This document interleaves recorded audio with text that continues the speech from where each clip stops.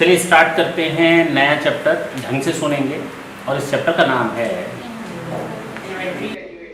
Inventory valuation. चेहरा दिखाओ। अब ये गाना गाएगा, चेहरा क्या देखते सुनो इधर, इधर दिखाओ। तुम लोग की सोच बहुत घटिया है। एक आता था ना, ऊंचे लोग ऊंची पसंद। सर आप शुरू ही वहीं से करते हैं? आता है ना एक ऐड, ऊंचे लोग ऊंची पसंद, कमला पसंद। सुनो इधर, अच्छा पार्ट बोली, घटिया को छोड़ देते हम लोग को। इन्वेंटरी वैल्यूएशन की बात करते हैं। फर्स्ट इश्यू ये आता है, जो आज तक हम लोग सोचते थे ना, हम अपनी बात नहीं कर रहे, जो आज तक हम लोग सोचते थे ना, बहुत ही गलत सोचते थे। आज उस सोच को थोड़ा मास्क नीचे करें। हाँ, क्यों ऐसा क्यों? तबीयत खराब है तुम्हारी? किसको? थोड़ा हुआ है, पूरा हुआ है? तो ढक दो। जो आज तक हम लोग सोचते थे इन्वेंटरी के बारे में, आज हम लोग का दिमाग बिल्कुल चेंज होने वाला है। क्या होने वाला है? कि इन्वेंटरी का बेसिकली मतलब होता क्या है। Inventory means what? Inventory means what? कोई बताएगा हमको? हिंट करेगा इन्वेंटरी मीन्स व्हाट? इसको हम लोग हिंदी में बोलते हैं रहतिया। हाँ, रखा होता है।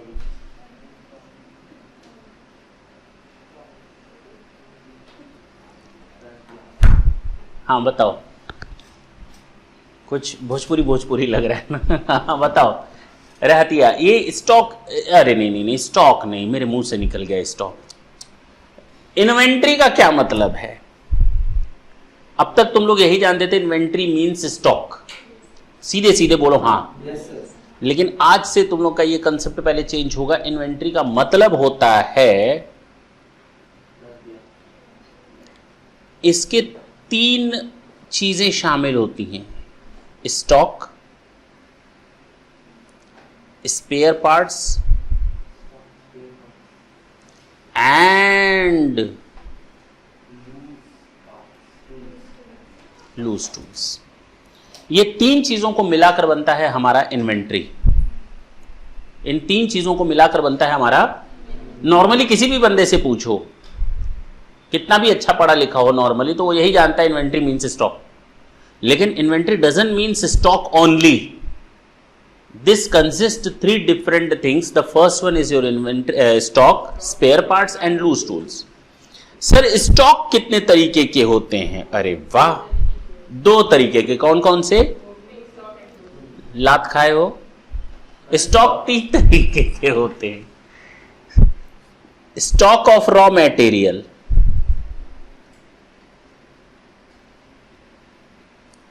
स्टॉक ऑफ फिनिश गुड्स, कर रहा है opening stock and closing stock. तो नई चीज हमें बता दिया। और लास्ट, हाँ बोलो बोलो बाबू, मालूम तो है, बोलने से शर्मा रहे हो। स्टॉक ऑफ, कौन बोला? तुम? वर्क इन प्रोसेस या प्रोग्रेस। बहुत बढ़िया। ये 3 तरह के स्टॉक होते हैं। सोचो, इन टोटालिटी 5 चीजें हमको शामिल करनी है। अगर अब हमसे कोई पूछे व्हाट डज इन्वेंटरी मीन्स, तो हम कहेंगे inventory means stock, spare parts and loose tools. Stock includes 3 different type of stock: stock of finished goods, stock of raw material and stock of work in progress. फर्क तो बताइए sir, गाना क्यों गा रहे हैं? फर्क बताइए। इसको 2 मिनट छोड़ देते हैं। इसका मतलब समझते हैं। देखो, स्टॉक का, इन्वेंटरी का मतलब वो चीजें जिसको मैंने अपने बिजनेस में बेचने के लिए रखी हैं।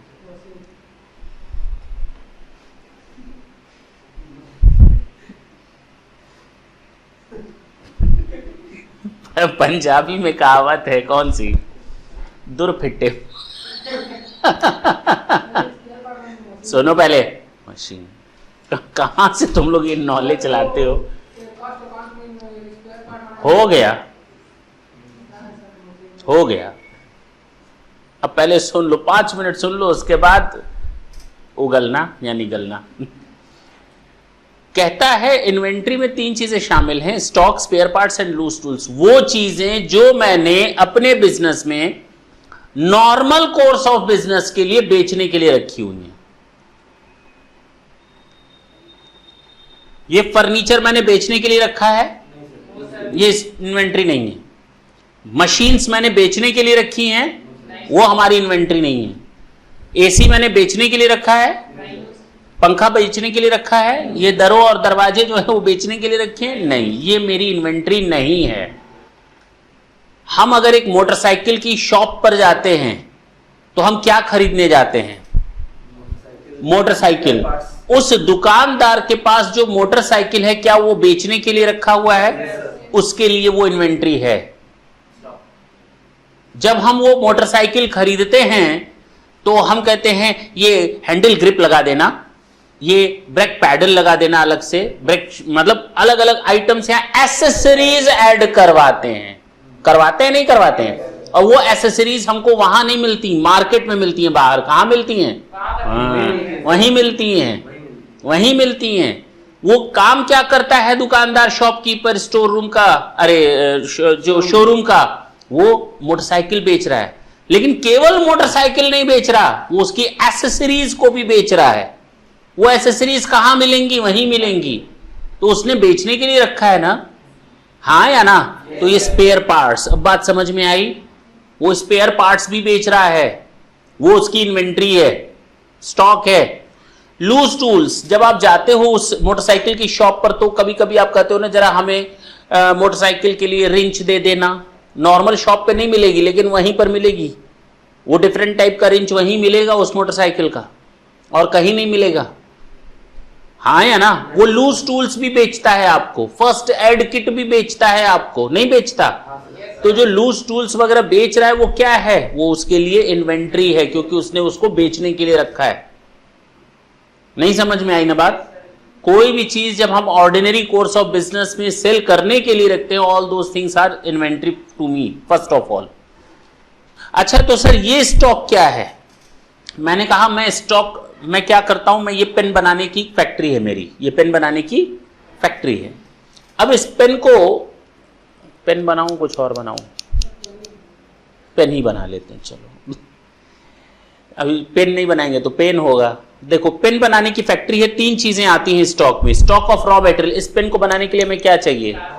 प्लास्टिक चाहिए ना, लिड चाहिए ना, नहीं चाहिए? अब इसमें इंक नहीं लगती। अच्छा, तो इसमें प्लास्टिक चाहिए, इसमें लिड चाहिए, ये सारी चीजें चाहिए।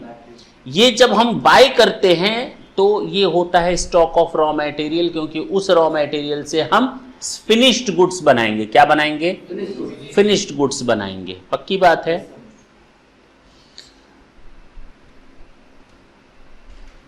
चलो, प्लास्टिक खरीदी, लिड्स खरीदी, प्लस मिसलेनियस आइटम्स खरीदे। ये सारे खरीदने के बाद ये हमारे रॉ मटेरियल है। चलो हम थोड़ा दूसरा कहानी बता देते हैं, जल्दी ज्यादा समझ में आएगा। तुम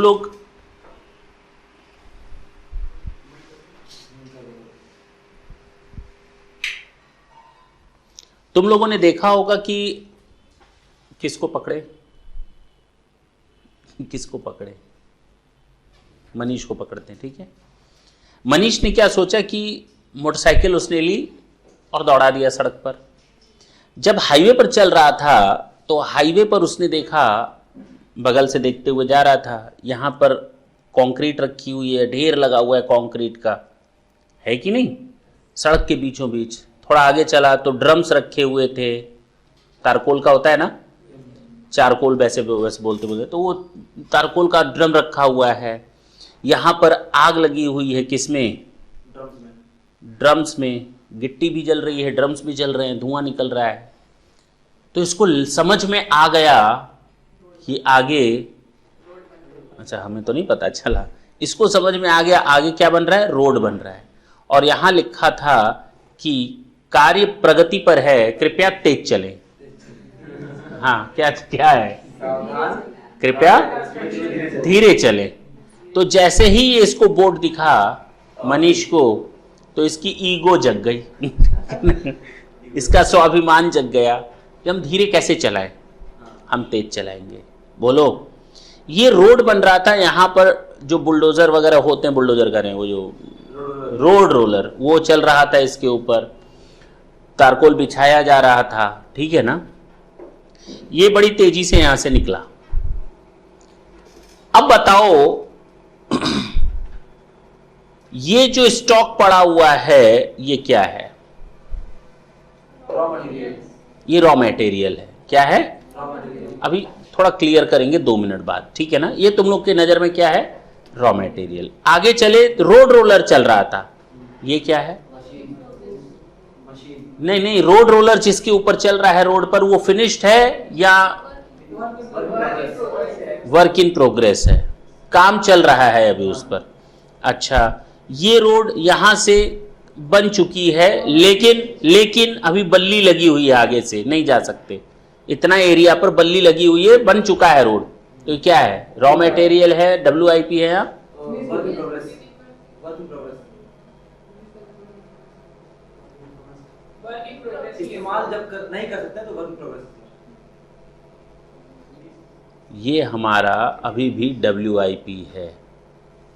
अब सुनना मेरी बात, कब हम मानेंगे रॉ मटेरियल? बेसिकली ये भी रॉ मटेरियल नहीं है, दिस इज योर WIP। पूछो क्यों?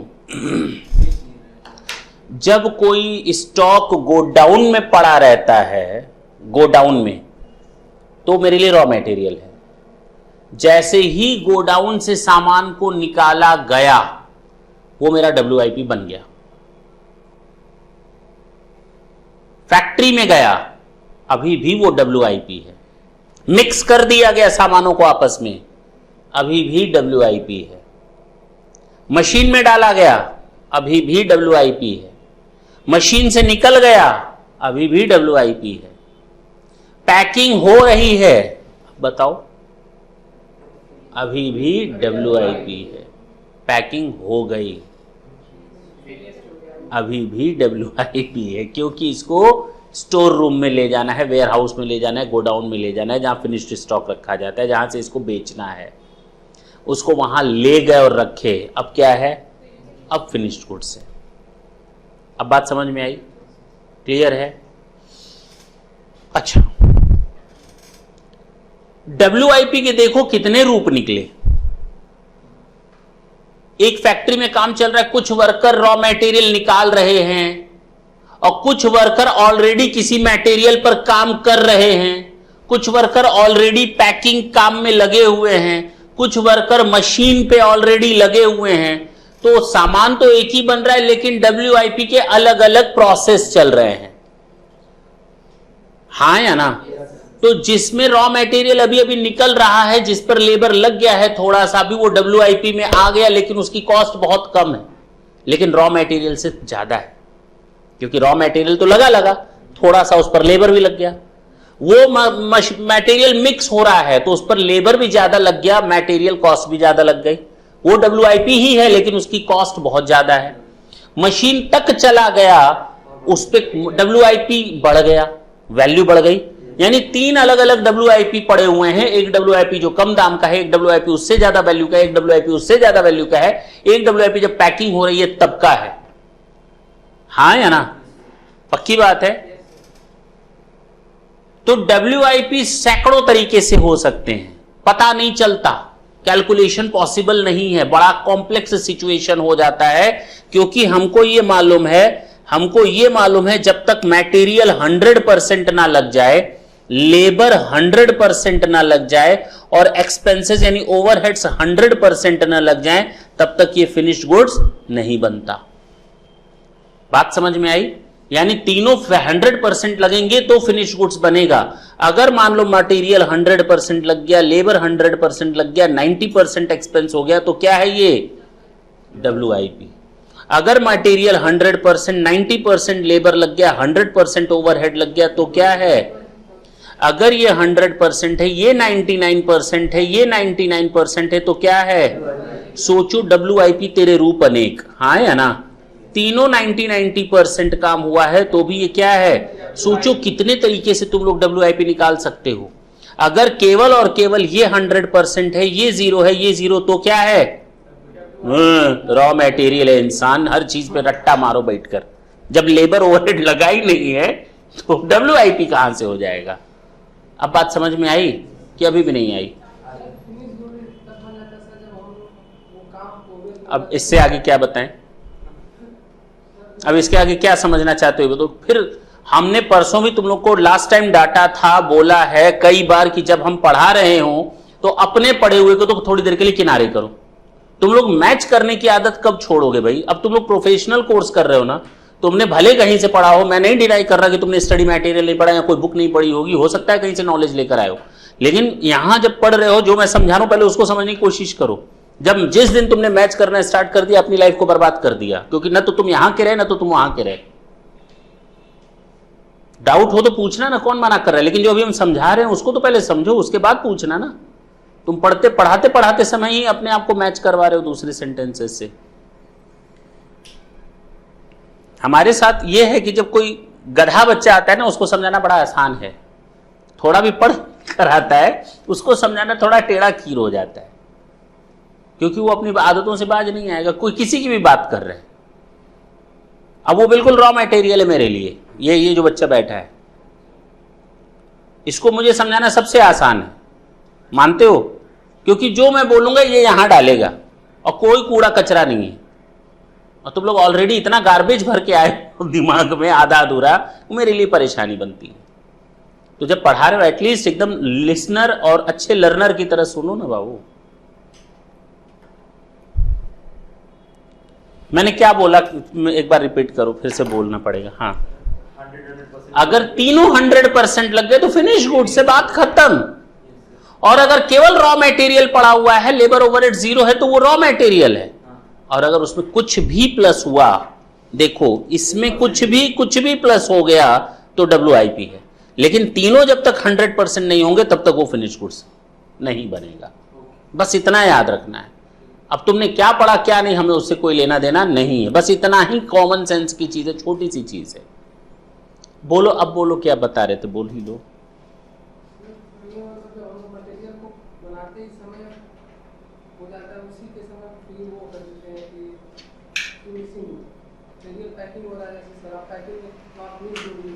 WIP जब भी सोचो,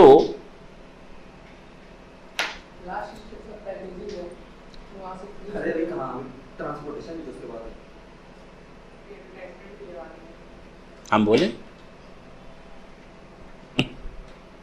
शॉप तक जाए, हम बोले ये मेरा फैक्ट्री है, ये सप्लायर है, अब चाहे इंडिया में आउटसाइड इंडिया, सामान उसके यहां से चला और जब तक मेरे गोडाउन में सामान नहीं रखा जाता, परचेस की बात कर रहा हूं मैं, तब तक सारी की सारी कॉस्ट रॉ मटेरियल की कॉस्ट में ऐड होती है। पक्की बात है, हाँ या ना। सामान गोडाउन में रखा गया, हमने 5 लाख का सामान खरीदा था, 50,000 का भाड़ा दे दिया, 30,000 का टैक्स दे दिया, 10,000 का कार्टेज दे दिया, 5,000 का लोडिंग अनलोडिंग दे दिया, मतलब कई सारे खर्चे किए मैंने। तो ये सारे खर्चे रॉ मटेरियल की कॉस्ट में ऐड होते चले गए, क्योंकि क्यों कर रहे हैं, रॉ मटेरियल लाने के लिए। रॉ मटेरियल की कॉस्ट बढ़ती चली गई। एक बार सामान हमें पता चल गया, मान लो 6 लाख का स्टॉक में आ गया, अच्छा इंश्योरेंस भी कर सकते हैं, नहीं कर सकते। अच्छा, एक बार सामान गोडाउन में आ गया, तो गोडाउन में सामान रखा हुआ है, गोडाउन का रेंट जाएगा, गार्ड का सैलरी जाएगा, अरे बोलो ना, इंश्योरेंस सामान को रखे हैं तो जाएगा ही जाएगा, इंटरेस्ट जो इस सामान को खरीदने में लगा है वो तो कंटिन्यूअस जा ही रहा होगा, जो पैसा लगा है लोन लेकर के तो इंटरेस्ट जा ही रहा होगा, कई खर्चे हैं। अरे छोड़ो ना, फिर एडवर्टीजमेंट, अभी वहां तक नहीं पहुंचे। ये गोडाउन में सामान रखा है तो बताओ, ये स्टॉक के ऊपर कॉस्ट लग रही है नहीं लग रही, तो इसको जोड़ें या ना जोड़ें? ठेंगा।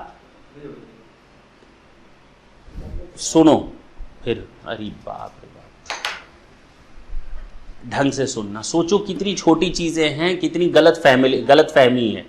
ठीक है, गलत फैमिली नहीं है, गलत फहमी है। हाँ बोलो। एक बार सामान स्टोर रूम में पहुंच गया, गोडाउन में पहुंच गया, परचेस करने के बाद उसके ऊपर, उस स्टॉक के ऊपर जितने भी खर्चे लगेंगे, all those expenses shall be considered as your, बोलूं, ऑफिस एंड एडमिनिस्ट्रेटिव कॉस्ट। कौन सी कॉस्ट? उड़ी बाबा, क्योंकि अब ये रिकरिंग नेचर का है, ये ऑफिस एंड एडमिनिस्ट्रेटिव कॉस्ट में ऐड होता चला जाएगा खर्चा। किस में जाएगा? ये आपका रॉ मटेरियल की कॉस्ट को ऐड नहीं करेगा, office and administrative, office and administrative.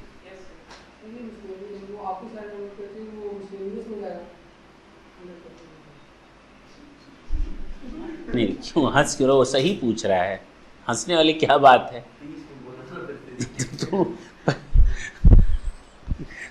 थोड़ी देर अगर शांत रहोगे तो हम लास्ट तक पहले एक बार पहुंचा दें, सामान बिकवा दें, उसके बाद जो पूछना पूछो।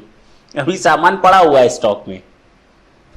चलो यहां तक सोच तो रहे हो, कम से कम मेरे लिए अच्छा है कि कम से कम इमेजिनेशन तो कर रहे हो कि हाँ स्टोर रूम में सामान पड़ा है, ये खर्चा है, मेरे लिए वो प्लस है।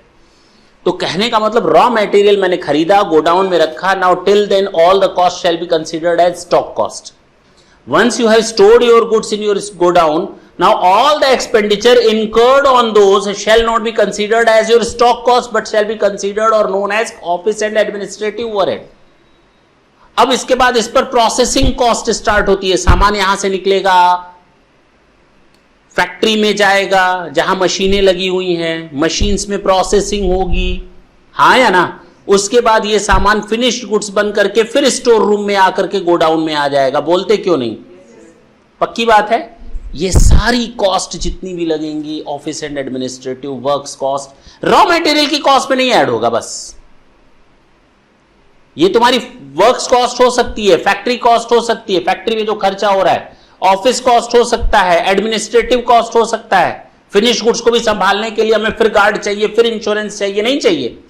ये सब ऑफिस एंड एडमिनिस्ट्रेटिव कॉस्ट है, वर्क्स कॉस्ट है, फैक्ट्री कॉस्ट है, मतलब फैक्ट्री ओवरहेड है, not works cost, factory overhead है, फैक्ट्री का खर्चा है, फैक्ट्री में जो खर्च हो रहा है, एडमिनिस्ट्रेशन, उसको मैनेज करने में जो खर्च हो रहा है।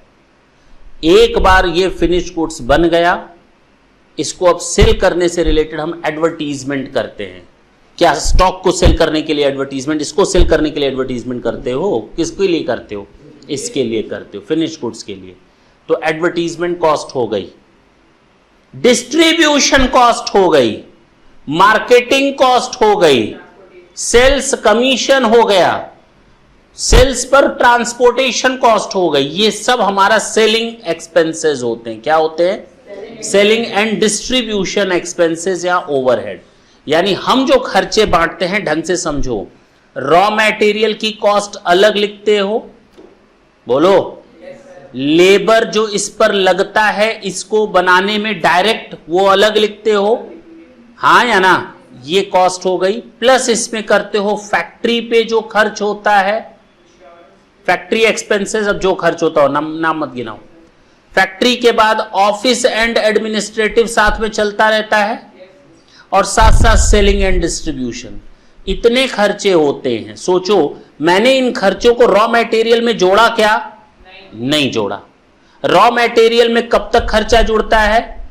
जब तक वो गोडाउन में नहीं आ जाता, तब तक का। एक बार गोडाउन में सामान आ गया, उसके बाद का सारा खर्चा इतने पार्ट में डिवाइड होता है।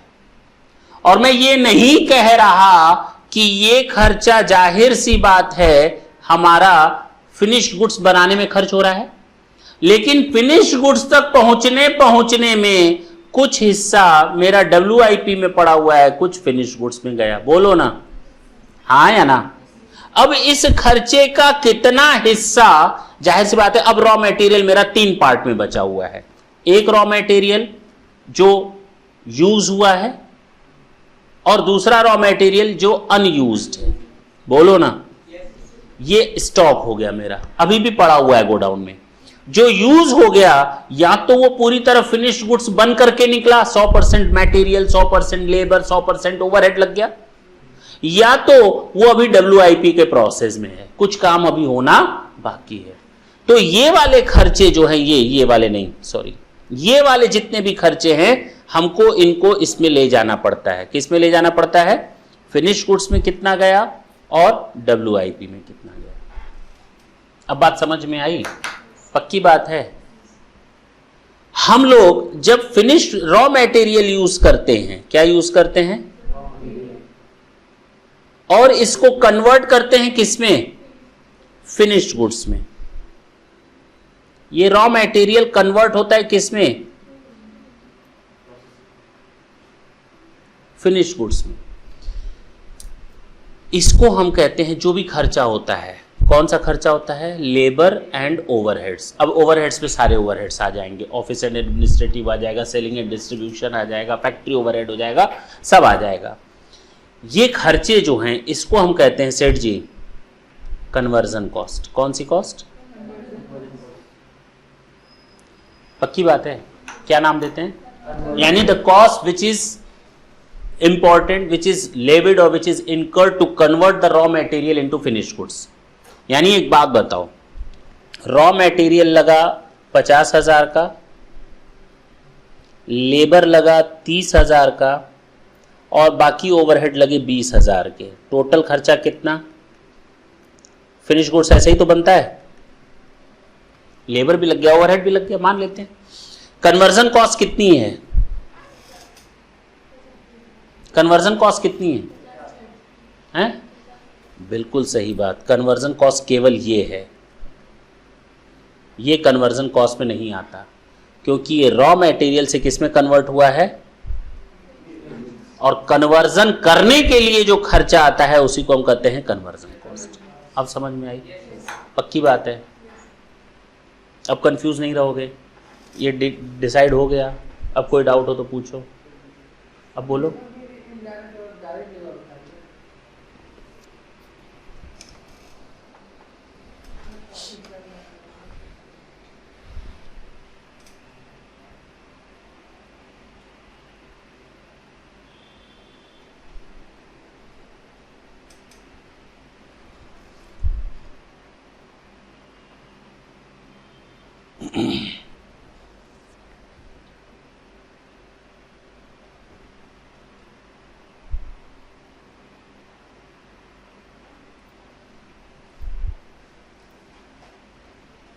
बच्चे ने कहा तुम यहां कॉस्टिंग पढ़ रहे हो या अकाउंट पढ़ रहे हो? पहले तो ये डिसाइड कर लो, पहले तो ये डिसाइड हो जाए कि हम कॉस्ट पढ़ने बैठे हैं या अकाउंट्स पढ़ने बैठे। अकाउंट्स पढ़ने बैठे। दूसरा,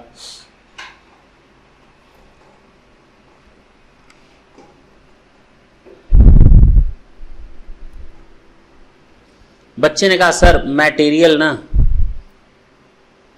लेबर एंड ओवरहेड, हम तीनों की बात कर रहे हैं।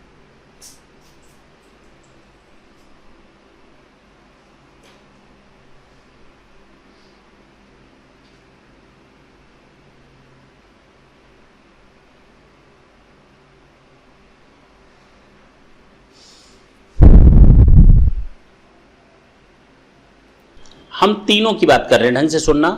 इस बच्चे ने हमसे क्या पूछा कि सर मटेरियल है, लेबर है, ओवरहेड है। कॉस्टिंग जब पढ़ोगे ना तो उसमें तुम लोग जानोगे direct material, indirect material, direct labour, indirect labour, direct overhead और इनडायरेक्ट ओवरहेड,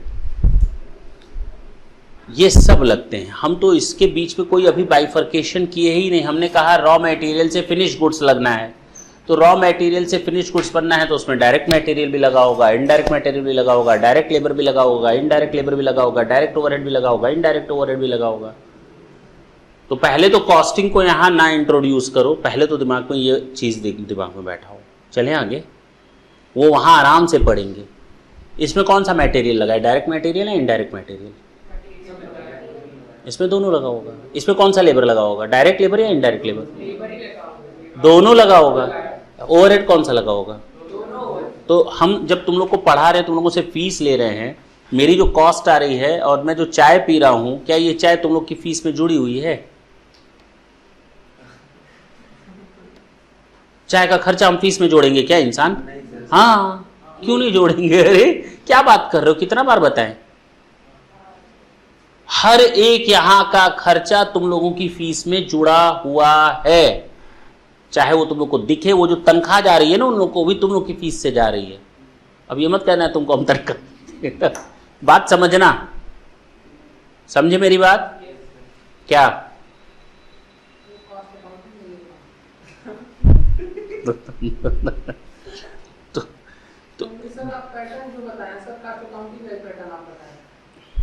मतलब वहां मटेरियल कुछ और यूज होता है कॉस्टिंग में, अकाउंट्स में मटेरियल कुछ और यूज होगा। पहले तो दोनों में फर्क समझो। Account is your financial means account is based on your past data. You will get the actual result there of whether you are earning profit और अर्निंग सम लॉस। चाहे तुम प्रॉफिट अर्न कर रहे हो या लॉस अर्न कर रहे हो, वो हमें बताता है एक्चुअल रिजल्ट, बस इतना बताता है। कॉस्ट हमें डिसीजन मेकिंग प्रोसेस तक ले जाता है। हमें इतनी यूनिट्स बनानी है, कितना खर्च होगा, अगर खर्च हो गया तो वो अकाउंट्स का पार्ट है। बात समझ में आई? अगर कोई चीज बन गई है तो अब इसकी कॉस्टिंग निकाल सकते हो, लेकिन डिसीजन चेंज नहीं कर सकते। डिसीजन हम इस कॉस्ट को निकालने के बाद फ्यूचर के लिए ले सकते हैं। चीजें सब इंटर रिलेटेड हैं, लेकिन उसका कंसेप्ट कुछ अलग है, इसका कंसेप्ट कुछ अलग है। बात समझ में आई? तो ये है हमारा इन्वेंट्री। अब आते हैं इन्वेंट्री में, मैंने बताया तीन चीजें होती हैं, stock, spare parts and loose tools. हमने कहा स्टॉक में तीन चीजें होती हैं, रॉ मटेरियल का स्टॉक, फिनिश गुड्स का स्टॉक, WIP का स्टॉक। बात खत्म। मैंने एक चीज और क्लियर की कि गोडाउन तक जितने भी खर्चे लगते हैं रॉ मटेरियल को लाने के लिए, वो रॉ मटेरियल के स्टॉक में जोड़े जाते हैं। उसके बाद जितने भी खर्चे होते हैं उसको फिनिश गुड्स बनाने तक, उसको हम कन्वर्जन कॉस्ट कहते हैं। या तो वो ऑफिस एंड एडमिनिस्ट्रेटिव ओवरहेड होता है, एक्सपेंसेस होता है, या तो फिर हमारा सेलिंग एंड डिस्ट्रीब्यूशन एक्सपेंसेस होता है, या तो वो मेरा फैक्ट्री कॉस्ट होता है। ठीक है ना? ये चीजें होती हैं। इसके पीछे काम करता है हमारा अकाउंटिंग स्टैंडर्ड 2। कौन सा काम करता है?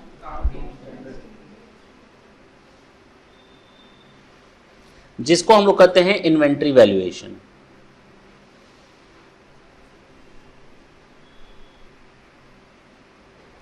नाम है अकाउंटिंग, लेकिन ये बात किसकी करता है? वैल्यूएशन की। नाम है accounting, accounting means debit and credit, लेकिन ये बात किसकी कर रहा है? वैल्यूएशन की। We are needed to valuate our stock. हम लोग स्टॉक को वैल्यूएट करने जा रहे हैं, वैल्यूएशन करने जा रहे हैं। तुम लोगों ने देखा होगा, हम लोगों ने कई बार आज तक बैलेंस शीट वगैरह में, जब बैलेंस शीट बनाते हैं तो हम लोग बैलेंस शीट में यहां क्लोजिंग स्टॉक लिखते हैं। आखिर स्टॉक की जो वैल्यू आती है, वैल्यू किस में आती है? रुपीज में। ये कैसे आती है? क्या तुम लोगों ने कभी, मेरी बात ढंग से समझना, प्रॉब्लम कहां से है वो पहले समझ लो। ट्रायल बैलेंस में क्लोजिंग स्टॉक देखा है? आज तक नॉर्मली नहीं देखा होगा।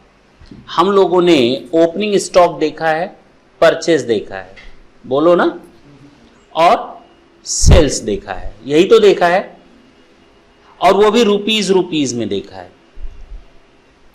बात मानते हो?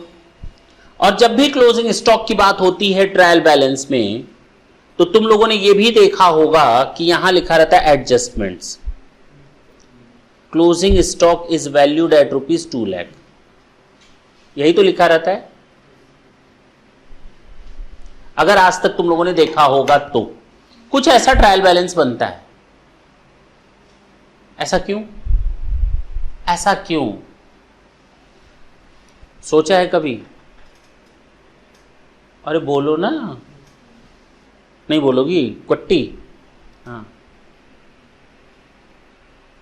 कोई नहीं बोलेगा। सारे इकट्ठी।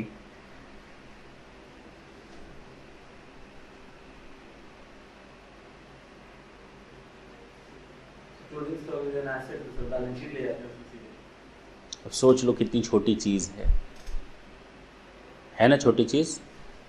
वो बताएगा, देखो। हाँ बोलो बाबू, तो मुंह पे हाथ रख लिया। अरे डांट खाओगे ज्यादा से ज्यादा, शर्माने वाली क्या बात है इसमें?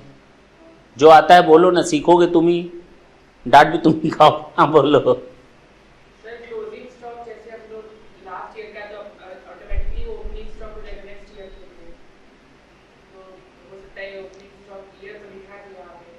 अब मैं बोलूं, हमने तुम लोग को पहले भी बताया है कि हम लोग accounting transaction in terms of rupees करते हैं। हम लोगों ने कितनी यूनिट्स खरीदी, इससे यहाँ पर देखो ना, तो ये यूनिट्स कितनी हुई लिखा है क्या? ये कितनी यूनिट्स हैं लिखा है क्या? ये कितनी यूनिट्स हैं लिखा है क्या? और इन यूनिट्स का रिकॉर्ड हम रखते कहाँ हैं? स्टॉक लेजर में या स्टोर लेजर में। ये अलग से बनता है, ये केवल किसके लिए बनता है? यूनिट्स के लिए बनता है। यानी जब भी हम सामान खरीदते हैं तो एंट्री तो लिखते हैं purchase account debit to cash 10,000 रुपए, लेकिन 10,000 रुपए गए, लेकिन 1,000 यूनिट आई भी तो वो 1,000 यूनिट हम कहां लिखते हैं? वो स्टोर लेजर में लिखते हैं। जब 10,000 रुपए हम परचेज में चढ़ाते हैं, साथ साथ हम 1,000 यूनिट यहां पर लिखते हैं। मेरी बात समझना, ये अलग से बनता है। पक्की बात? हाँ या ना? अच्छा, जितना भी स्टॉक पड़ा होगा वो किस में दिखेगा? यूनिट्स में। इसमें हमने ना, सुनना,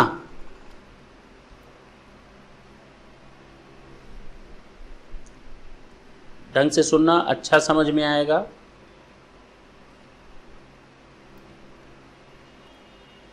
मेन है कहानी। एक बार स्टोरी समझ में आए तो फिर अकाउंटिंग में दिक्कत नहीं होती। देखना, ये है यूनिट्स। आज तक नहीं देखा था? ट्रेडिंग अकाउंट बना रहे हैं समझाने के लिए। ये रुपीस, ये यूनिट्स और ये रुपीस। आज तक तुम लोग कौन सा कॉलम बनाते थे? केवल 2 मिनट के लिए हम पहली बार यूनिट्स बनाते हैं और समझने की कोशिश करते हैं क्या इंपैक्ट डलता है। मेरे पास ओपनिंग स्टॉक है, पड़ा हुआ है, मान लेते हैं ये इंफॉर्मेशन दी है 1000 यूनिट्स, 10,000 रुपए का स्टॉक पड़ा हुआ है। हमने परचेज किया, 10,000 यूनिट्स खरीदी 1,50,000 रुपए में। मैंने सेल कर दिया 9,000 यूनिट्स, कितनी? 2 लाख रुपए में। बताओ मेरा ग्रॉस प्रॉफिट कितना हुआ?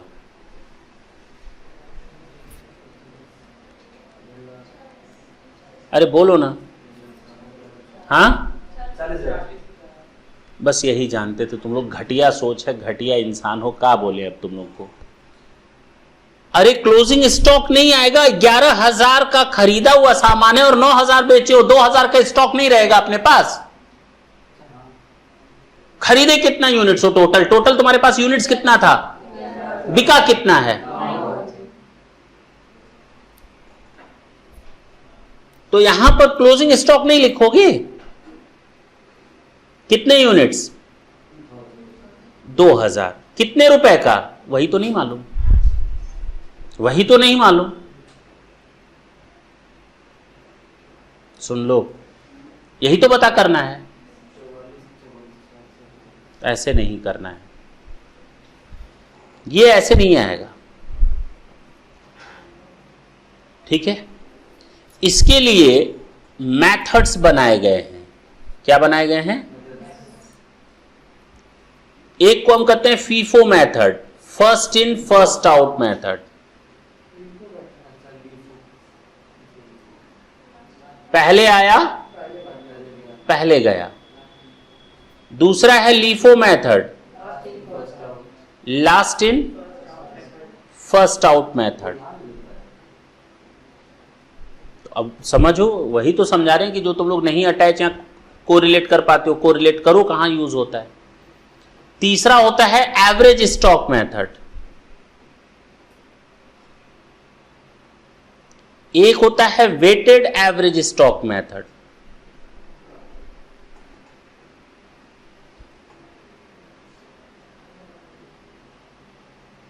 एक होता है बेस स्टॉक मेथड, और भी कोई मेथड, स्पेसिफिक यूनिट मेथड, कई मेथड्स हैं। ये इन मेथड में से हमको किसी एक को पिक करना पड़ता है। किस चीज को निकालने के लिए? इस चीज को निकालने के लिए। पक्का? हम लोग चूंकि यूनिट्स नहीं बनाते थे कभी, तो हम लोग को कभी समझ में ही नहीं आया।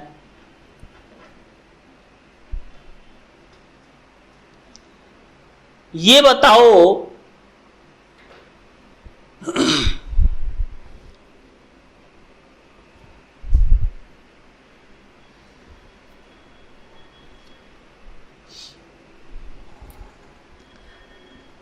कि जब हम रॉ मटेरियल के स्टॉक की बात करते हैं, जब हम फिनिश्ड गुड्स के स्टॉक की बात करते हैं, या जब हम WIP स्टॉक की बात करते हैं, हमने एक चीज तो क्लियर देख ली कि इसमें केवल मटेरियल का पोर्शन होता है। कौन सा पोर्शन होता है? Raw material only. हाँ या ना? और मैंने कहा कि इसमें तब तक की कॉस्ट शामिल होती है जब तक कि सामान बिक ना जाए। कब तक की? इतनी मार खा, जब तक सामान स्टोर रूम में न रखा जाए। यही तो बोला था। तो लोग इको क्यों करते? साथ साथ में क्यों बोलते हो वो चीज? पक्की बात है।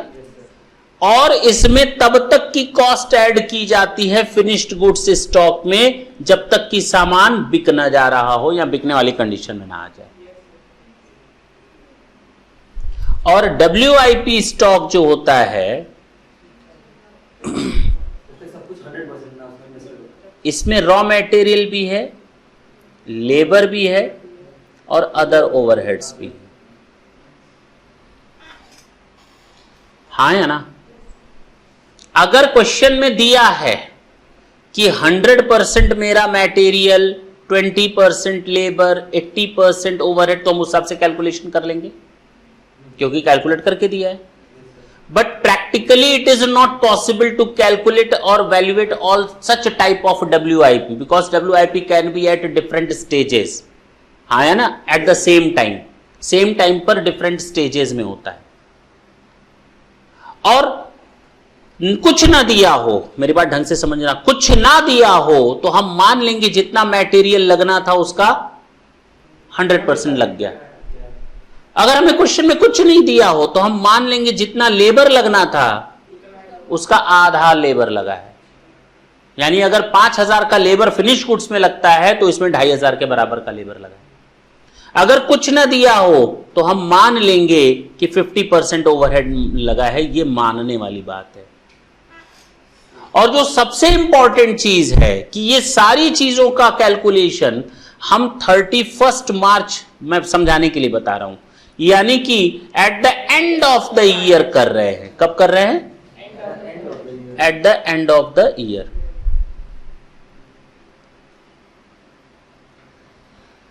हम अगर हर महीने निकालना चाहें तो क्या पॉसिबल है? हाँ। हर 15 दिन पर निकालना चाहें तो पॉसिबल है? हाँ। हर हफ्ते निकालना चाहें, हर क्वार्टर में निकालना चाहें तो, हर 6 महीने पर, यस, वेरी मच पॉसिबल। नहीं, जब आप निकालना चाहें, कैलकुलेशन करना चाहें, कर सकते हैं। और जब वैल्यूएशन की बात आती है ना, फिर वापस आते हैं। ये मैंने 31 मार्च को लिखा। क्या लिखा? ये सब 31 मार्च को लिखा। वापस आते हैं, देखना ढंग से, फिर एक नई चीज सीखो। ये मैंने सब 31 मार्च को लिखा। कितना यूनिट्स बचा है? हमारे पास 1000 यूनिट था 1 अप्रैल को। कब था? 1 अप्रैल 22 को। और मैंने 22-23 में ये सामान खरीदा पूरे साल भर में, और 22-23 में हमने ये सामान बेचा पूरे साल भर में। तो 31 मार्च 2023 को मेरे पास ये स्टॉक होना चाहिए, नहीं होना चाहिए? होना चाहिए ना। किसके हिसाब से आ रहा है ये 2000? किसके हिसाब से आ रहा है ये 2000? मेरी बात समझना, स्टोर लेजर के हिसाब से।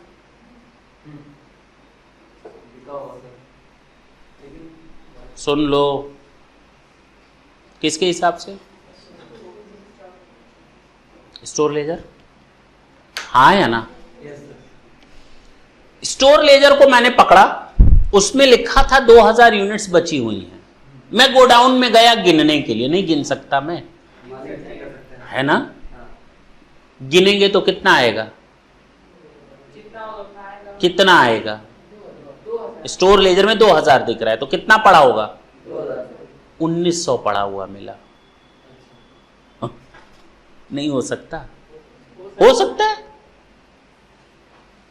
होना कभी चाहिए। हाँ? तो रुमाल रख के कहाँ बात कर रहे हो? हाँ बोलो। तो बोलने तो वही तो कंफ्यूजन दूर कर रहे हैं। हम हाथ में किताब लेकर गए जब स्टोर रूम में, कितना लिखा था स्टोर रूम में कितना है, और जब हम काउंट करने लगे तो कितना निकला? निकल सकता है? हाँ। 2100 आ सकता है? हाँ आ सकता है। जब हम इस कैलकुलेशन अपनी बुक्स के हिसाब से कर रहे थे, we find that we have closing stock of 2000 units, but when we physically counted each and every stock, then we find that there is a deficiency in that. 1900 units मिले। कितने मिले? एक्चुअल में कितने यूनिट्स पड़े हुए थे? अब 100 unit यहां तो चोरी हो गए, 100 यूनिट्स यहां बैड डेट्स। कहा बोलते, बोलने के पहले सोच भी तो लिया करो।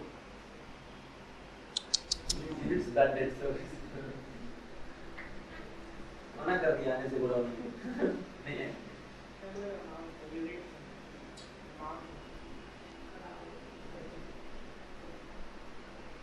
बैड डेट्स डेटर्स का होता है, डेटर्स क्रेडिट सेल का होता है। क्रेडिट सेल जब हम स्टॉक बेच चुके होते हैं, तो अभी तो स्टॉक पड़ा हुआ है। ये 100 यूनिट्स यहां तो चोरी हो गए होंगे, या तो ये 100 यूनिट्स हमारे इवेपोरेट हो गए होंगे, उड़ गए होंगे, वेस्ट हो गए होंगे, हाँ या ना?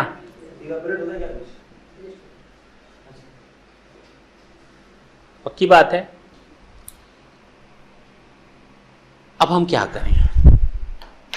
कितना स्टॉक दिखाएं अपने यहां ट्रेड बैलेंस शीट में? 1900 लिखें या 2000?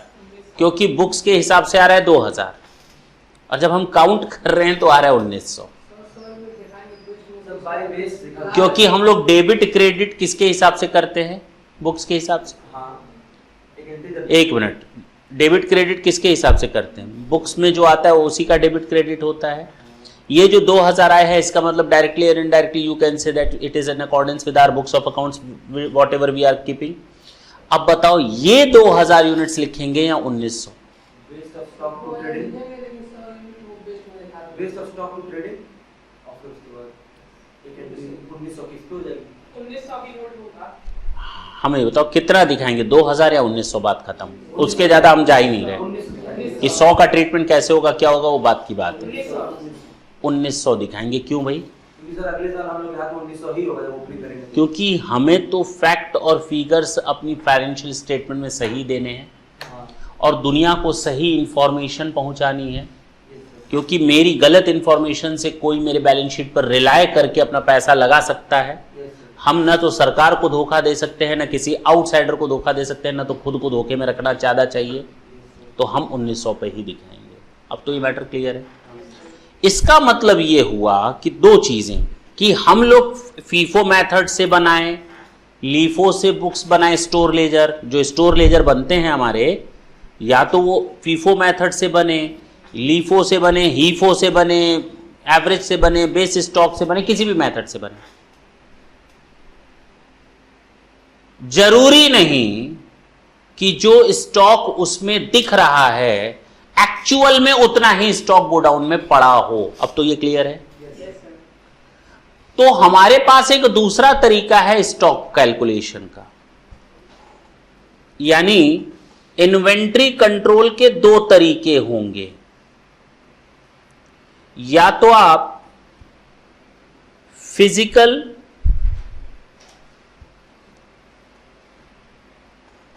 पीरियोडिक इन्वेंट्री सिस्टम,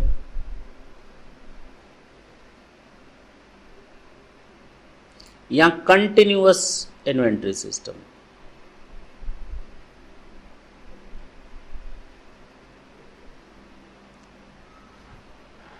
हम अपने, मान लो हर एक महीने में मैंने कसम खा ली है, हर एक महीने में जाएंगे गोडाउन में, एक एक आइटम गिनेंगे, एक एक आइटम गिनेंगे।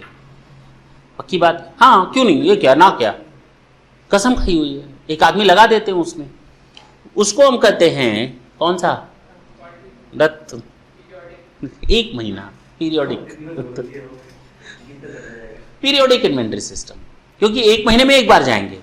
क्या 29 दिन काम नहीं करेंगे क्या? 29 दिन क्या परचेज नहीं करेंगे क्या? सेल नहीं करेंगे क्या? वो कहां रखेंगे? वो चलता रहेगा, चलता रहेगा, चलता रहेगा। शाम को पता करना है कितना स्टॉक, चले जाओ कंटिन्यूअस स्टॉक टेकिंग में, बता देगा। अगले दिन सुबह का बता देगा, दोपहर का बता देगा, शाम का बता देगा। At any point of time you can find out your stock, whether it is available with you or not, and at what quantity. You can find it out with the help of continuous stock taking. But yes, it is not practically possible at all to have the regular stock taking physically. Physically क्या हर 2 minute में check करोगे? Possible नहीं है। एक बार सामान आया, डाल दिया, अब वो बुक्स में जा रहा है ना कंटिन्यूअस स्टॉक टेकिंग में, स्टोर लेजर बन रहा है तुम्हारा। क्या बन रहा है? स्टोर लेजर बन रहा है। उससे जब पता करना हो पता करो, बटन दबाओ, कंप्यूटर का क्लिक पता देगा। लेकिन एक्चुअल में क्या है, उसमें हम हर 15 दिन, 1 महीना, 2 महीना, 3 महीना, 6 महीना, साल भर जब अपना सिस्टम बनाया हो, उस हिसाब से हमको जाना पड़ेगा, एक एक चीज मिलानी पड़ेगी कि उतने ही स्टॉक अवेलेबल है या नहीं। इसको हम कहते हैं पीरियोडिक इन्वेंट्री सिस्टम। काम नाम से ही पता चल जा रहा है काम। अब बात समझ में आई? पीरियोडिक इन्वेंट्री सिस्टम, ये दोनों समझ में आए। इसको हम लोग एक और नाम देते हैं, इसको परपेचुअल स्टॉक टेकिंग भी बोलते हैं। क्या बोलते हैं?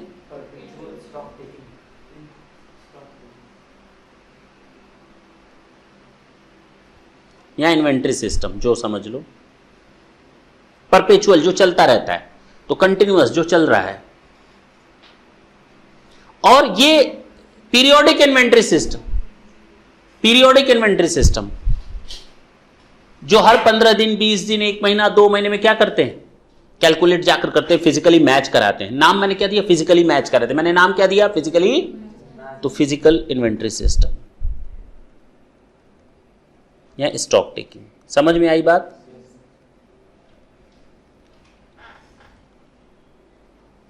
पक्की बात है?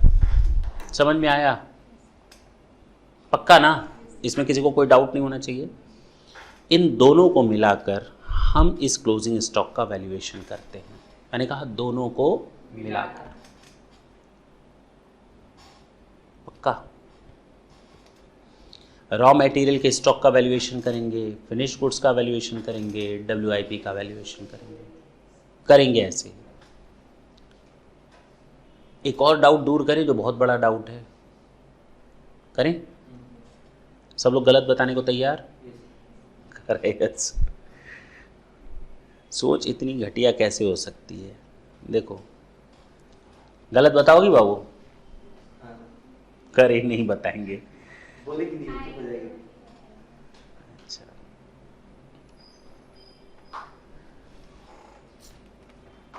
फीफो का मतलब होता है, ढंग से सुनना,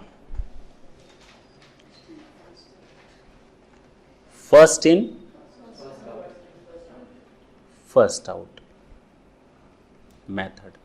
सर इसमें जो आता है सर लास्ट में इसको क्लोजिंग स्टॉक बनाते हैं सर इसमें। LIFO last in first out.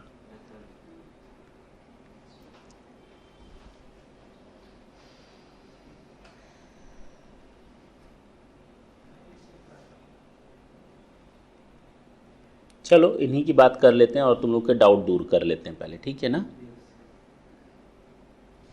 हमने अपनी फैक्ट्री में कौन सा मेथड लगाया है? फीफो। कौन सा मेथड लगाया है?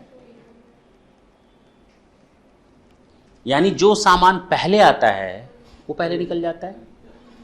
मान लो हमने 100 यूनिट खरीदी 15 अगस्त को और 50 यूनिट मैंने खरीदी 20 अगस्त को। पक्की बात, ये खरीदी मैंने 20 रुपए के हिसाब से और ये मैंने खरीदी 25 रुपए के हिसाब से। हमने सेल कर दिया 60 यूनिट्स। कितना? मान लो 30 रुपए के हिसाब से। अब ये बताओ जो 60 यूनिट बिकी है वो किस में से बिकी है? 100 यूनिट में से बिकी है या 50 में से? पक्का ना? कसम से? हाँ, तो इसका मतलब कि हमारे पास जो स्टॉक बचा होगा वो 40 यूनिट का बचा होगा इस वाले का, क्योंकि 60 तो इसी में से बेचे हो। कितने रुपए से? 1200। और 50 यूनिट जो बचा होगा वो कितने से बचा होगा? ये मेरा फीफो मेथड से है। हाँ या ना? अरे हाँ या ना? जो पहले आया था वो पहले बिक गया। तो हमारे पास 100 यूनिट और 50 यूनिट आई थी, तो हम मान लेंगे जो 60 यूनिट बिकी हैं वो 100 यूनिट से बिक गई, यानी 40 यूनिट पहले वाले की बची हैं, 50 यूनिट दूसरे की बची हैं। अगर हम लीफो मेथड लेकर चलते हैं, कौन सा method? Last in first out. जो बाद में आया वो पहले गया, जो बाद में आया वो पहले गया। तो बताओ 60 यूनिट में कौन सी यूनिट बिकी होंगी? 50 नीचे वाली और 10 ऊपर वाली। यानी हमारे पास जो स्टॉक बचा होगा वो 90 यूनिट्स का बचा होगा। किस रुपए का? पक्की बात है? जरा देखो इस स्टॉक की वैल्यू में कितना आया आंसर? 800 और 1250। टोटल कितनी वैल्यू आ गई? यानी क्लोजिंग स्टॉक फीफो मेथड से 2050 रुपए का बचा हुआ है, और यहां पर लीफो मेथड के हिसाब से क्लोजिंग स्टॉक 1800 रुपए का बचा हुआ है। बोलो, यही तो हुआ। तो कहने का मतलब यह है 2050 का फीफो मेथड के हिसाब से और लीफो मेथड के हिसाब से 1800 रुपए का सही कौन सा है? हम किस वैल्यू पर दिखाएं बैलेंस शीट में स्टॉक को, क्लोजिंग स्टॉक को? बिल्कुल ठीक है, कंपनी के ऊपर डिपेंड करता है। वो चाहे तो फीफो, वो चाहे तो लीफो। हाँ, आने दो दोनों में से किसी एक पर, दोनों में से बिल्कुल इत्मीनान से। चलो हड़बड़ी मत करो, कुछ आगे का ज्यादा सोचने की जरूरत नहीं है। दोनों में से किसी एक पर दिखा सकते हैं। पक्की बात है? अरे गलत नहीं है भाई हंस, ये तो गलत थोड़ी हो जाएगा। तुम लोग हर चीज में क्यों? सही है, दोनों में से किसी पर भी दिखा दो। If you want to show your closing stock at ₹2050, it is up to you. If you just want to show it at ₹1800, you can show it. कोई आपको स्टॉप नहीं कर रहा। But once you follow FIFO method, then you have to opt the same method in the next year, in the subsequent year too। बताया था आपको consistency concept में कि एक बार अगर आपने कोई मेथड चुन लिया तो मैंने चुन लिया, मैंने चुन लिया, मैंने चुन लिया। किस पिक्चर का गाना था? बताया था। किस पिक्चर का गाना था? दिल मांगे मोर। हाँ, बताया था। भूल जाते हो तुम लोग, जैसे वो भूल जाते हो वैसे ये भूल जाते हो। कोई भी एक मेथड को फॉलो करो ना। एक बार अगर किसी मेथड को चुन लिया तो कंसिस्टेंसी कांसेप्ट कहता है you have to follow the same accounting method in subsequent year too. You are not freely allowed to change them जब तक कि इन तीन में से कोई कंडीशन न पूरी हो जाए। अकाउंटिंग स्टैंडर्ड कह दे, लॉ कह दे, या फिर अब हमको लगता है कि इसको चेंज करने से हमारा फाइनेंशियल स्टेटमेंट बेटर प्रेजेंटेशन देगा, तो हम चेंज कर सकते हैं। यही बताया था। हो गया?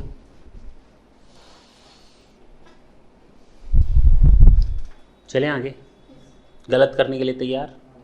अच्छा, अब आते हैं कहानी पर। ये हमरा नहीं,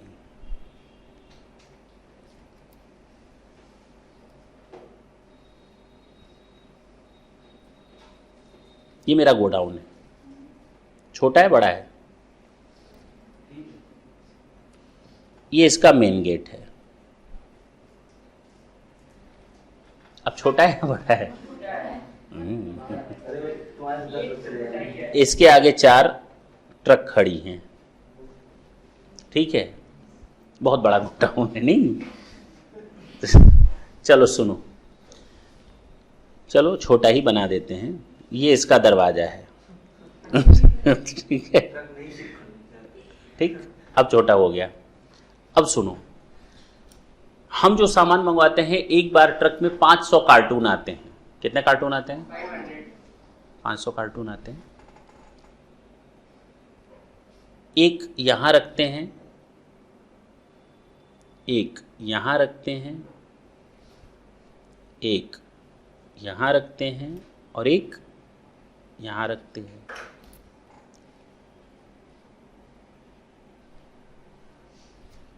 बोलो,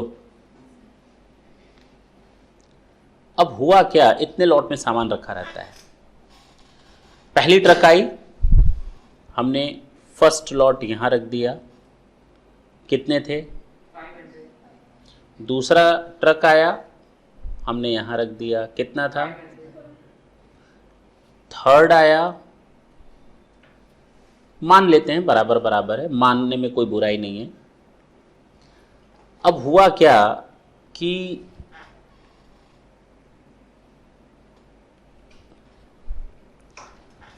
हमारे पास एक कस्टमर है, मैं अपने बिजनेस में फीफो मेथड अडॉप्ट करता हूं। कौन सा मेथड?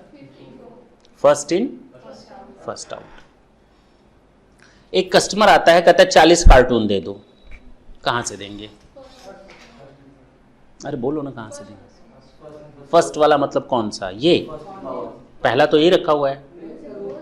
अच्छा, इधर से देखेंगे तो पहला इधर रखा है फर्स्ट। अच्छा, इधर से देखेंगे तो पहला इधर है, कहां से देंगे? कोने में दिख रहा है, जो नहीं उसमें वो वाला सर। अच्छा, ये वाला फर्स्ट, ओके, तो हम 40 इसमें से देंगे, ठीक, पक्की बात है। अब होगा क्या, यहां पर मैंने एक बंदा खड़ा करके रखा है, एक बंदा यहां खड़ा है और एक बंदा यहां। Always they are ready to take action. मैंने कहा 50, तुरंत दौड़े, सामान को बाहर निकाला, उसमें से 50 कार्टून निकाल करके ले आए, बाकी सब कार्टून फिर अपनी जगह रख दिए, ठीक। अगर ये मटेरियल हमने ऐसे ना रखा होता, इसको ऐसे रखा होता, मेरी बात समझ में आई? ये first lot, second lot, third lot और फोर्थ लॉट, सब में 500 यूनिट्स हैं। अब हम अगर 40 कार्टून देंगे तो कहां से देंगे? अभी फर्स्ट सही। अच्छा, अभी भी फर्स्ट सही देंगे, पक्की बात है ना? क्योंकि हम लोग कौन सा मेथड यूज कर रहे हैं? फीफो। फीफो का मतलब ही होता है फर्स्ट इन फर्स्ट आउट, पक्की बात है ना? तो हम लोग इसमें से 50 निकाल करके देंगे। तो यहां पर अब हमको लोग खड़े करने पड़ेंगे हमेशा। जैसे ही कहेंगे 50, तो ये सब सामान इधर रखेगा, इधर रखेगा, इधर रखेगा, इसमें से 50 निकाल करके दे देगा, हाँ, और ले लेगा। फिर सामान वैसे ही रख जाएगा, क्योंकि नहीं तो दूसरा सामान नहीं आ पाएगा। फिर आया एक आदमी, कहता है 20 कार्टून, तुरंत ये लोग उठाएंगे सामान को, इधर रखेंगे, इधर रखेंगे, इधर रखेंगे, फिर 20 कार्टून निकालेंगे। ऐसे ही तो होगा। First in first out method use कर रहे हो तो, और लास्ट इन फर्स्ट आउट होता तो फोर्थ में से निकालते। अब तुम लोग इतनी मार खाओगे, जो कुछ भी बताया सब घटिया सोचती। मतलब हम अपने बिजनेस में 4-5 लोगों को इसलिए रखेंगे कि वो दिन भर सामान को उठाकर पटकेंगे इधर से उधर और सामान निकाल कर देंगे। कोई कहेगा 1 किलो चाहिए, तो उसके ऊपर 5000 का भाड़ा खर्चा करोगे। तुम लोग इंसान हो कहीं के, कुछ सोचो तो काम करने से पहले।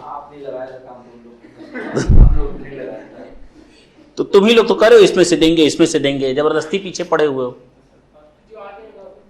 अच्छा, इसमें से LiPo method, okay, yo got it. तो बताओ कहां से देंगे? इसमें से निकाल दें। फीफो मेथड यूज कर रहे हो, तो फीफो मेथड यूज करोगे तो कहां से दोगे तुम? इतनी मार खाओगे। सही बोले थे तुम, थर्ड में से देंगे। सही बोल रहे हो, फीफो मेथड यूज कर रहे हैं, थर्ड में से निकालेगा। हाँ, यूनिट्स तो वही रहेंगी ना भाई। इसमें से 50 निकल जाएगा तो भी 2000 में से -50 होगा तो 1950 है। यहां से 50 निकला तो भी 1950, यहां से 50 निकला तो भी 1950। अरे यूनिट्स उतनी ही रहेंगी। प्रॉब्लम हमेशा रेट को लेकर के आता है। प्रॉब्लम हमेशा तो जो फीफो लीफो हीफो करते हो, फर्स्ट इन फर्स्ट आउट, वहां यूनिट से कोई लेना देना नहीं होता, वहां रेट से लेना देना होता है। मेथड कोई भी लगाओ, अब वेटेड एवरेज मेथड आता तो जो भारी हो पहले दे दो, ये कौन सा बात होता है। हीप हो, हाईएस्ट इन फर्स्ट आउट, जो ज्यादा बड़ा दिखता है उसको पहले, ऐसे कौन सा मेथड होता है भाई। फीफो लिफो में बड़ा दिमाग काम करता है, पहले आया पहले जाएगा, तो हीफो में ये काम करना बंद कर देता है, एवरेज स्टॉक में काम करना बंद कर देता है, बेस स्टॉक में काम करना बंद कर देता है। लेकिन जहां फीफो लिफो आता है उस समय जो पहले आया पहले जाएगा, जो लास्ट में है पहले जाएगा। ये किसने बोला? ये केवल इसके लिए होता है, रुपीज को निकालने के लिए। वैल्यूएशन, यूनिट हमेशा उतनी ही आएंगी चाहे मेथड कोई भी लगा लो। 2000 यूनिट आई, 1500 गई, तो बची कितनी? 500। यूनिट हमेशा 500 आएंगी चाहे मेथड कोई भी लगा लो, वो तो नहीं ना कम ज्यादा हो सकती। क्या मैंने क्या बोला? क्या? क्यों? कब? फीफो मेथड लगाएंगे तो भी 500 यूनिट आएगा और लिफो लगाएंगे तब भी 500 यूनिट आएगा तुम्हारा। हाँ, दोनों में वही आएगा, दिक्कत क्या है? कोई भी मेथड लगा लो, हाँ या ना, यूनिट सेम है। मल्टीप्लाई जब करते हैं अमाउंट निकालने के लिए, उस रेट के कारण ये सारा टेंशन टिटिम्मा है। यूनिट को लेकर टिटिम्मा नहीं है। कहां है? अब समझ में आई बात? वाह रे वाह, गलत तो हो ही गए थे। अब समझ में आया? हाँ बोलो। हाँ, कंडीशन आपने नहीं पूरा। का बकबकाया? कंडीशन नहीं पूरा बता रहे सब, किससे प्रोडक्ट बना रहा है। वो खुद ही बोलता है कम्युनिकेशन वाले क्या बोल रहा है यार, जैसे वो अभी मार वार देगा पीछे से, तुम्हें पता भी नहीं चलेगा कब सर चकरा करके तुम गिर जाओगे। सुनो, हो गया, हो गया। ये बात समझ में आई, इसमें किसी को कोई दिक्कत नहीं है। हम लोग के सामने अब यूनिट्स को लेकर टेंशन नहीं रहेगी, केवल रेट को लेकर के टेंशन है।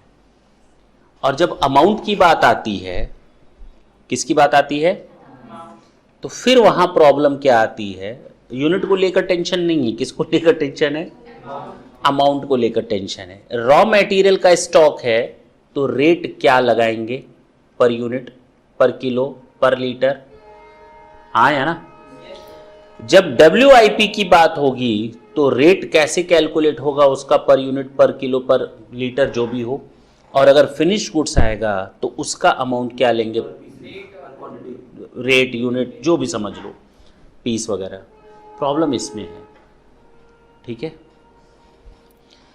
अमाउंट कैलकुलेट करने के लिए हम लोग रॉ मटेरियल में केवल रॉ मटेरियल की कॉस्ट को लेते हैं, और फिनिश्ड गुड्स में रॉ मटेरियल की भी कॉस्ट शामिल होती है, क्योंकि उसमें मटेरियल लगा हुआ होता है प्लस ऑल एक्सपेंसेस। क्यों? पक्का बोलो। कहां तक के खर्चे? जब तक कि ये अप टू गोडाउन तक, godown of finish goods. Raw material का खर्चा, लेबर का खर्चा, ओवरहेड का खर्चा इसमें जुड़ जाता है, कन्वर्जन कॉस्ट ऐड होती है। सेलिंग एंड डिस्ट्रीब्यूशन ऐड नहीं होता इसमें। रॉ मटेरियल से फिनिश गुड्स तक सामान पहुंचा, अब फिनिश गुड्स के बाद अब कोई खर्चा होगा, सेलिंग एक्सपेंसेस। मैंने क्या बोला था? रॉ मटेरियल से फिनिश गुड्स तक का खर्चा होगा, फिर फिनिश गुड्स के बाद हम सामान को बेचने का काम करते हैं, सेलिंग एंड डिस्ट्रीब्यूशन ओवरहेड, ठीक है ना। कैलकुलेशन देखेंगे, सीखेंगे, अभी उसकी चिंता करने की जरूरत नहीं है। WIP, या तो ये वैल्यू रॉ मटेरियल से कम होगी या तो फिनिश गुड से। WIP की वैल्यू हमेशा रॉ मटेरियल की वैल्यू से कम और फिनिश गुड्स की वैल्यू से हमेशा। नहीं सर, अच्छा, क्या बोलना चाहिए था? रॉ मटेरियल ज्यादा फिनिश से कम। हाँ जी, WIP में रॉ मटेरियल से ज्यादा लेकिन फिनिश गुड से कम होती है ये। अच्छा, पता नहीं, अब बात समझ में आई? वैल्यूएशंस कर लोगे, हम लोग इसी के ही बारे में बात करेंगे। तो नेक्स्ट सेशन से अब हमें कुछ भी कंफ्यूज नहीं करना तुम लोग को सारी चीज़ें अच्छी तरह से समझ में आ गई कि करना क्या है। कहानी क्लियर है?